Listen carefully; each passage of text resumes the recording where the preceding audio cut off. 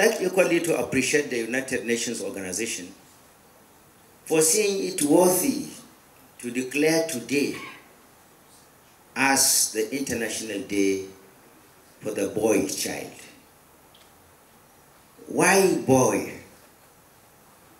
Because the boy is a nucleus, is a foundational cornerstone. When God created the world, he first of all created Adam, a boy, before complementing the being of Adam with Eve, the female. And that was the background of the leadership cap that is placed on the head of a boy. A boy is potentially a man, and leadership is bestowed on the man. There are different parts of the world where there are some that have polygamy, polyandry, some are having females at the heads of the family, but the preponderance majority of the communities in the world are having boys as the leaders, and the future quality of any society or family is predicated upon the type of boy that family or that society incubates today. It is what you incubate today that will end up giving you the fruits consequently tomorrow. Nigeria is in a state of moral doldrum. That moral doldrum brings about one singular factor that is the impediment to Nigeria's attainment of greatness. And that one singular factor is immorality. Call it corruption, call it bad governance, call it embezzlement, call it ethno-cleavages, whatever you want to call it, insecurity and the rest. The root cause of it is immorality, lack of moral standard. A fish gets rotten from the head. Therefore, the quality of the head you have determines what you will swallow in your mouth and ultimately what you will end up excreting out. Garbage in, garbage out. And that is what we are harvesting in the country. We have leaders who are deficient in morality. We have leaders who have always forgotten about history. Whosoever is Mr. Somebody today, whether you give him prefix of excellency, whether you give him prefix of distinguished, whether you give him prefix of honorable, whether you give him prefix of royal highness, whether you give him prefix of whatever, your lordship and whatever. All those things, anybody that is from the age of 50 years to the age of 150 years in Nigeria never knew what was called school fees. We all got educated free. I remember vividly during our time, even at the level of primary school, your parents don't need to sew clothes for you as uniforms. We were given breakfast. We were given money. We were given free books.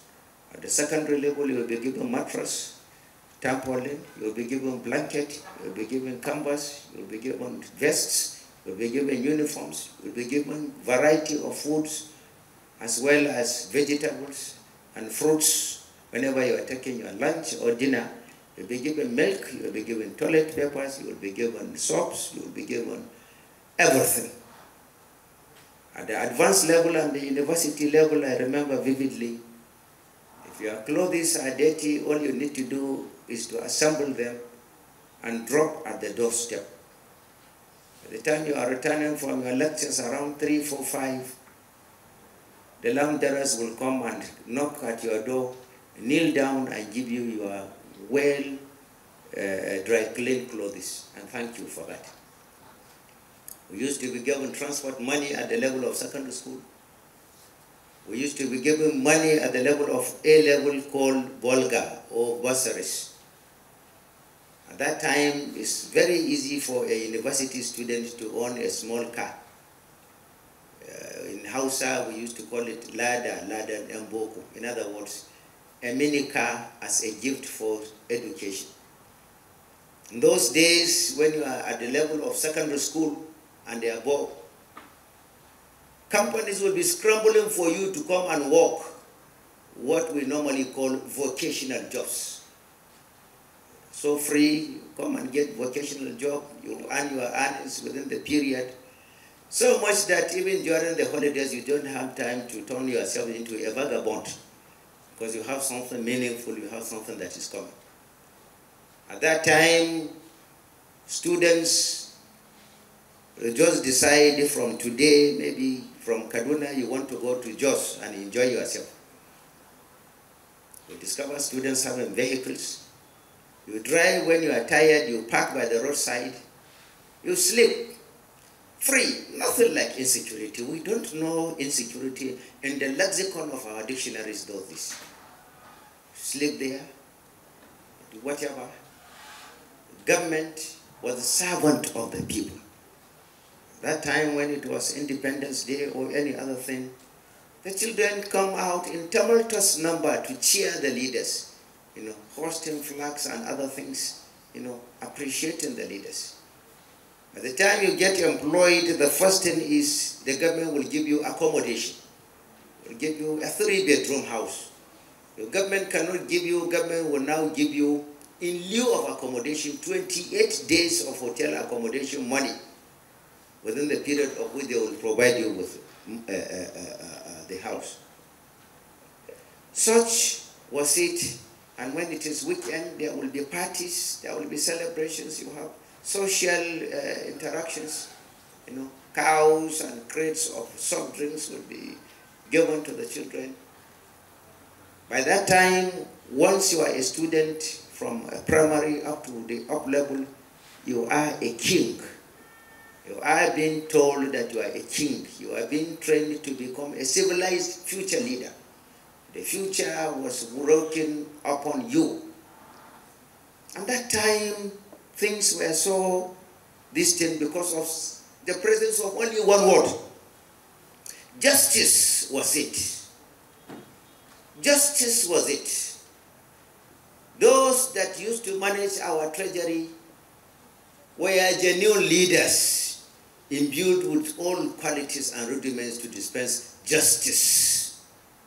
Different from what we have today, looters, who are only interested in unsatiable zest for unimaginable accumulation. That time, if you are a student, people respect you. You don't pay when you got into a commuter. People respect you. This is a student. Yes, people will clear and allow him to go. But most fundamentally, when you are talking about the boy, it's very crucial to model a boy, because a boy is predicated to be the mirror of the reflection of the future development of the society. Because in our own society, it is your boy that marries. Up north, when you go to our own communities, a boy can even marry up to 4. Up when you get into our homes, somebody like me who is from aristocratic family, from an English background, I will be entitled to dozens of even concubines. But what is the wisdom behind it? At the end of it, in our family, when my father died, I think we were either 42 or 38. 3 died, I don't know whether it was before him or after him. I was among the younger ones. But the important thing then was that the boys were a model towards leadership. The first model of leadership you will see in a boy then was circumcision. Once a boy is circumcised, He would not be interested in any lady to see his private part. What does that tell you? He is conscious of morality. He is conscious in the protection of chastity. He is conscious in the protection of the dignity of his manhood. And whatever you want to share within the family, you ask the boy, "Oh boy, come, take this. Share among the decent." You are teaching him leadership. But in a situation whereby you have majority of our leaders coming from single parenthood, what do you expect? You cannot expect leadership of your boy, because they didn't grow up with their parents for them to model the boys. We have responsibilities for these children. The number one responsibility is that your eyes should match with your brain to determine who should be the mother that will born the child boy.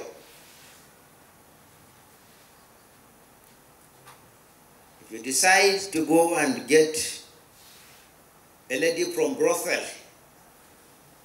she is wrapping her wits.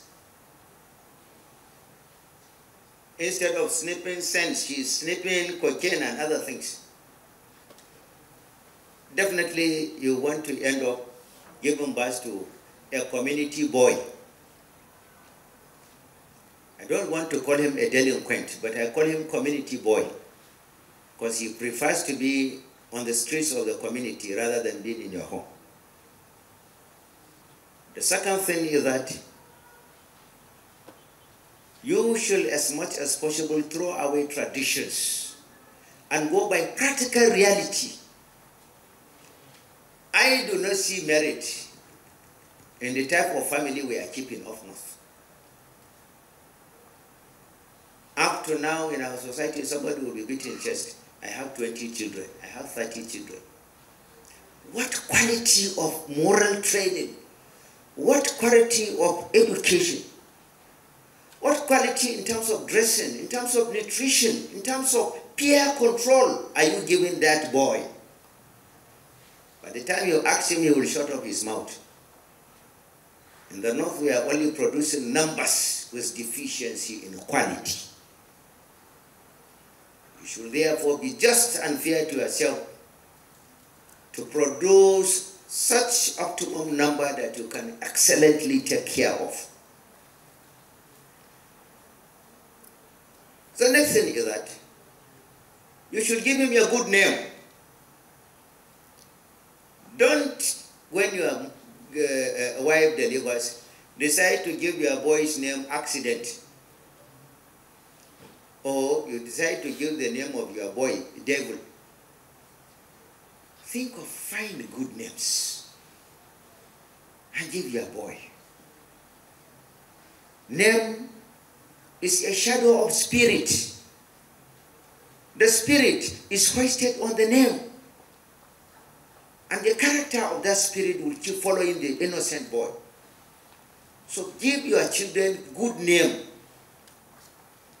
The next is, every boy is like a small plant. That is why we call your primary type of education nursery. Nursery means we should nurse you. Nurse them. Get them close to you. Teach them moral rectitude. Teach them character. Teach them arts and crafts. Especially now that the society is at the level of selling employments. Teach them practical skills acquisition. Guide them. It's not everybody they should be following. At so time is the time for you to play. At so time is the time for you to be in the chapel. At so time is the time for you to sleep. Because even your brain needs to rest for it to be optimally active the following day. Guard who and who should be the peers of your boy.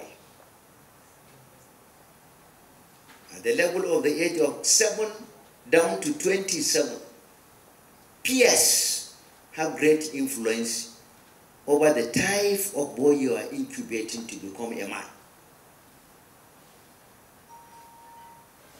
On December 10th, 1948, when the Charter of the United Nations Assembly was signed, the first three words there reads, "We the people," talking about the people of the world. The people of the world are the products of thought. My greatest problem when I'm speaking is time. Then I should round up. Anyway, if I'm to round up, let me leave the United Nations Charter. Let me talk about the Nigerian Constitution.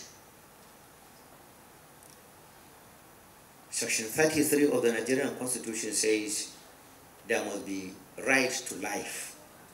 Please, government must do whatever to secure the nation in the interest of our future leaders. We want the lives of our people to be protected.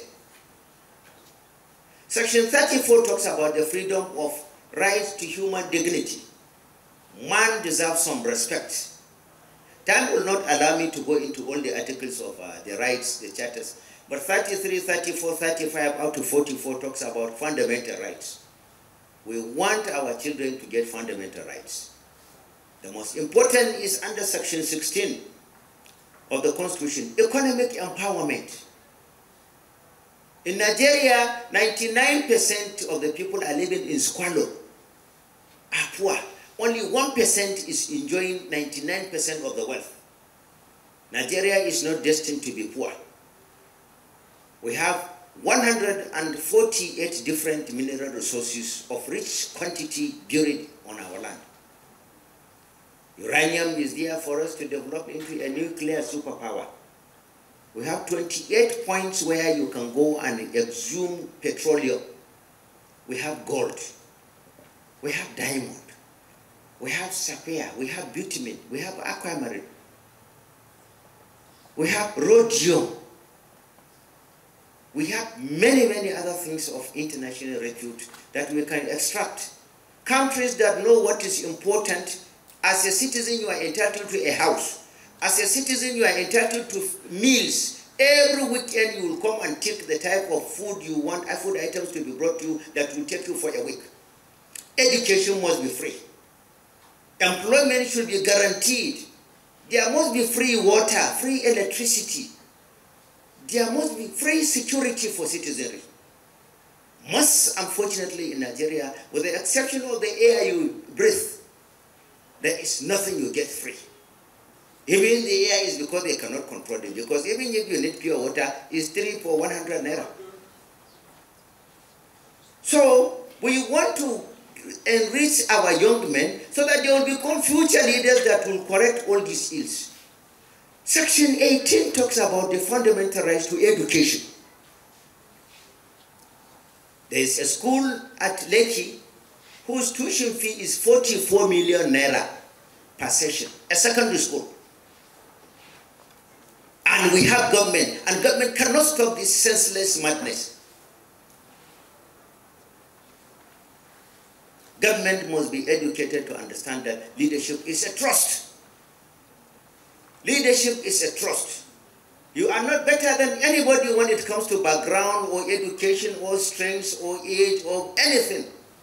But God decided there should be the vicegerent of God to balance justice. And justice should be equal to all and sundry. In tandem with sections 21, section 15.1 and subsection 15.5 of the Constitution. And that justice must permeate every nook and corner of Nigeria.